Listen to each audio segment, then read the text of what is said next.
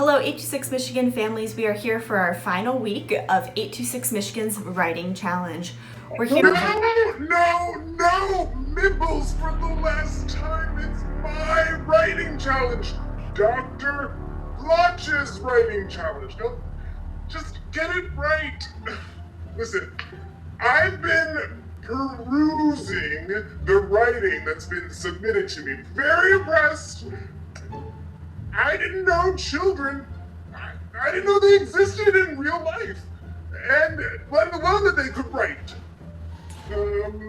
Once I saw a very small penguin, so maybe that is kind of like a child, right?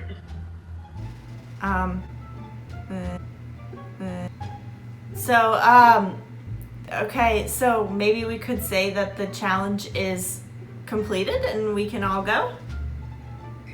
No, not so fast, Margot. I'd like to see the writers show another step in the writing process. Revision. Now, do you know what revision is, Bagels? Isn't that when you use your eyes to rewatch your favorite TV show? Reruns? Re-eyes? No, that's not even close. Revision. See again. Writers are actually always revising. They change things when they have better ideas, and then they add things when they realize that they left something out, when they need more description, or when they need to make a stronger case, and they change what they've written. They remove things that are superfluous. I mean, you know all about that, Merlin, don't you? Being superfluous? Okay, but Dr. Blotch, our writers are serious about writing. They've worked hard, they've created brand new ideas out of thin air, they've even invented new words. And I don't think they would have anything that they would need to change in their stories. They're professionals. Oh, that's exactly it, Mimsy. Look, all writers revise because people change, their ideas change, and sometimes they read their stories to others and then they realize they've forgotten like a key detail that was in their heads, but they forgot to put it on paper. So, for example, once I had written this marvelous story about an alligator detective, and I forgot to include some key details at the beginning. For example, that the alligator was a shapeshifter, and my readers were very confused when the character suddenly transformed into a petunia. I had to go back into the story and make changes at the beginning so that the ending would make sense. Do you see?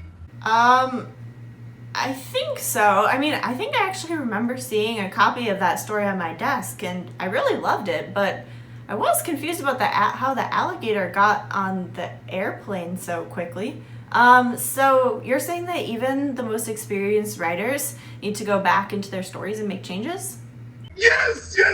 And in fact, my best ideas come from my own work when I reread it and I think about what I want to change. That's the most fun, don't you see, Mimsy? When you demolish your old ideas because I think of new ones. Okay, so this week, writers should choose a story that they've already written, or if they're totally new to the writing challenge, they can write a new story. They should choose a story they've already written and go back and revise it. And to do this, they should first read it to someone else, read it out loud, and figure out what might not make sense and what should they do after that.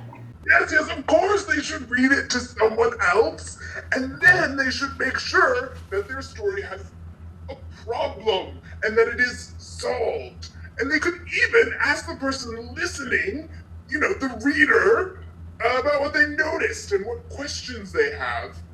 Can you send the writers my questions guide so that they can have some questions for their reader? I think I can do that, Dr. Blotch. So after the writers get those questions and ideas from the reader or the person hearing their story, they should go back to their story and make changes?